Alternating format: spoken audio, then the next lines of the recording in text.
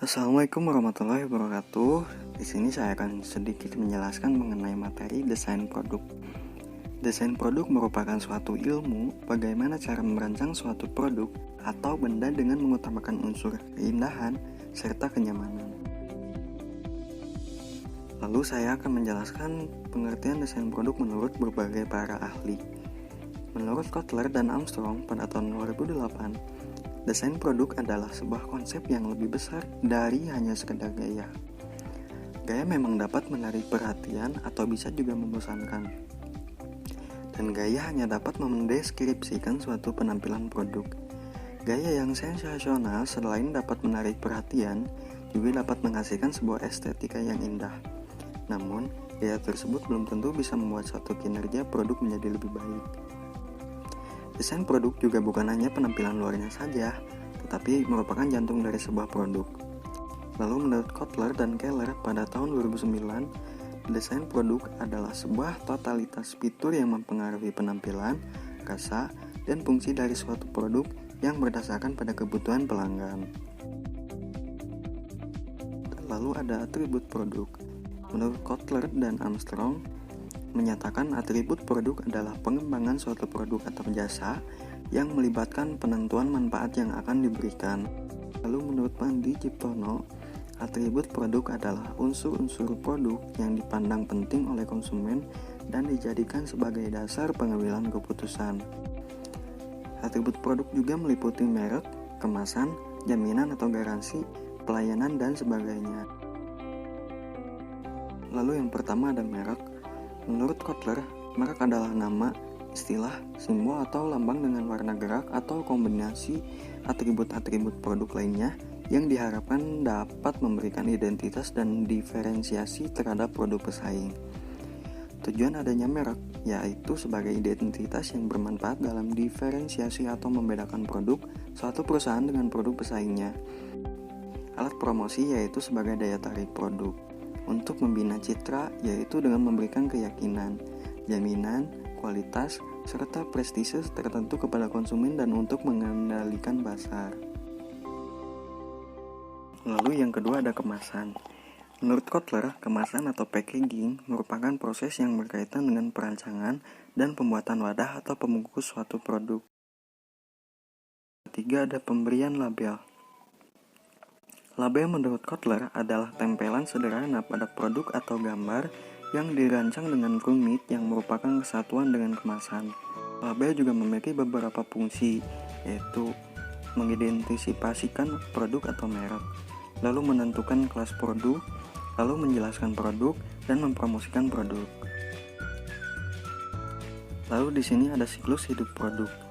Perancangan atau pengembangan produk dibutuhkan oleh produsen dalam rangka mempertahankan atau meningkatkan pangsa pasar dengan cara mengidentifikasi kebutuhan-kebutuhan konsumen akan manfaat produk, lalu mendesainnya sampai ke tingkat perencanaan pembuatan produk tersebut.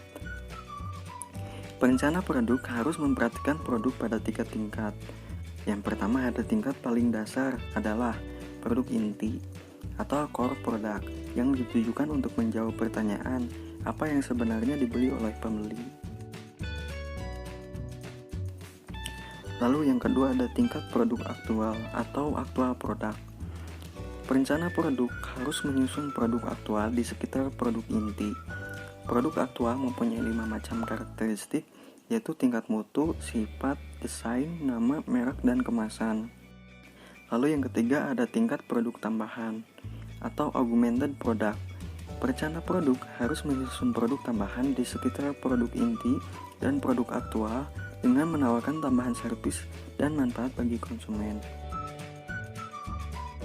Klasifikasi produk. Lalu yang pertama produk konsumen atau consumer product merupakan apa yang harus dibeli oleh konsumen akhir untuk konsumen pribadi. Produk sehari-hari atau convenience product adalah produk dan jasa konsumen yang pembeliannya sering, seketika hanya sedikit membanding-bandingkan dan usaha minimal. Biasanya harga produk ini rendah dan tempat penjualannya tersebar luas. Produk sehari-hari dapat dibagi lebih lanjut menjadi produk kebutuhan pokok atau staples product, lalu produk impulse atau impulse product, dan produk keadaan darurat atau emergency product. Lalu yang kedua ada produk shopping atau shopping product. Shopping product adalah konsumen yang lebih jarang dibeli, sehingga pelanggan membandingkan dengan cermat kesesuaian, mutu, harga, dan gayanya. Ketika membeli produk shopping, konsumen menghabiskan banyak waktu dan usaha mengumpulkan informasi dan membanding-bandingkan. Produk shopping juga dapat dibagi menjadi produk shopping homogen dan produk shopping heterogen. Lalu ada strategi pengenalan produk baru. Ada 3 cara dasar untuk meninjau proses pengenalan produk baru, yaitu yang pertama ada menarik pasar atau market pool. Menurut pandangan ini, Anda harus memuat apa yang dapat dijual. Dalam hal ini, produk baru ditentukan oleh pasar dengan sedikit perhatian terhadap keberadaan teknologi dan proses operasi. Kebutuhan pelanggan merupakan dasar utama untuk pengenalan produk baru. Lalu yang kedua ada mendorong teknologi atau teknologi push.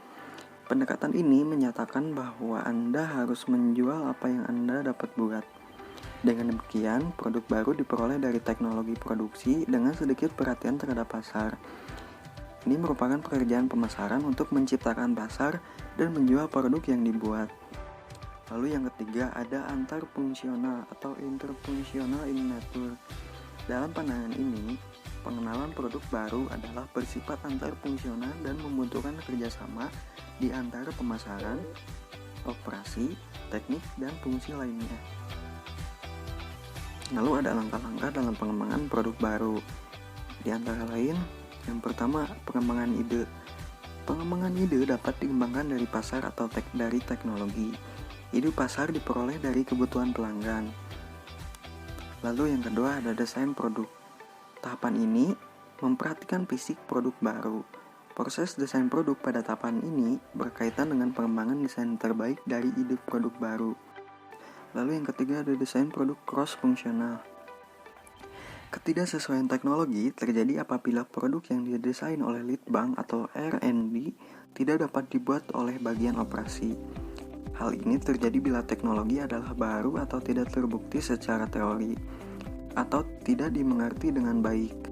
Lalu yang keempat ada menentukan karakteristik. Penentuan karakteristik ini bertujuan untuk mengetahui selera konsumen terhadap produk. Hal ini dapat dilakukan dengan metode QFD atau Quality Function Deployment, yaitu menerjemahkan selera konsumen ke dalam bentuk atribut-atribut produk yang disesuaikan dengan karakteristik teknis. Lalu di sini ada desain merek. Secara prinsip, merek adalah nama, istilah, tanda, simbol, rancangan, atau kombinasi dari semua itu yang dimaksudkan untuk mengenali produk atau jasa dari seseorang atau beberapa penjual dan untuk membedakannya dari produk pesaing. Merek mempunyai 4 tingkat arti, yaitu yang pertama ada atribut. Merek pertama-tama akan mengingatkan orang pada atribut produk tertentu. Lalu yang kedua ada manfaat. Pelanggan tidak membeli atribut, mereka membeli manfaat. Oleh karena itu, atribut harus diterjemahkan menjadi manfaat fungsional dan emosional. Lalu yang ketiga ada nilai. Merek juga mencerminkan sesuatu mengenai nilai-nilai pembeli. Dan yang terakhir kepribadian. Merek juga menggambarkan kepribadian. Lalu di sini ada kemasan dan pengemasan, dan di sini ada alasan kenapa kemasan itu sangat diperlukan, yaitu yang pertama, kemasan memenuhi sasaran, dan yang kedua, kemasan bisa melaksanakan program pemasaran perusahaan, dan yang ketiga, manajemen bisa mengemas produknya sedemikian rupa untuk meningkatkan memperoleh laba. Lalu pembuatan label. Fungsi label adalah yang pertama, label mengidentifikasi produk atau merek. Lalu yang kedua, label dapat menguraikan beberapa hal mengenai produk. Siapa yang membuat, di mana dibuat, kapan dibuat, apa isinya, bagaimana sebaiknya digunakan, dan bagaimana menggunakannya dengan aman. Lalu yang ketiga, label dapat mempromosikan produk dengan gambar yang menarik. Dan yang keempat, label mungkin juga mengklasifikasikan produk. Lalu yang terakhir ada pelayanan. Perusahaan apapun harus menyusun dan mengembangkan jasa pelayanan pada pelanggan yang memang diingini oleh para pelanggannya. Jasa pelayanan ini juga harus efektif dalam memenangkan persaingan. Maka, di sini beberapa keputusan harus diambil, seperti keputusan tentang jenis pelayanan pokok yang akan ditawarkan, seberapa lengkap setiap pelayanan akan disajikan, serta bentuk dari masing-masing pelayanan tersebut. Sekian dan terima kasih. Mohon maaf apabila ada salah ucap kata yang saya ucapkan karena saya masih dalam tahap pembelajaran. Wassalamualaikum warahmatullahi wabarakatuh. Jangan lupa untuk like, comment, share, and subscribe.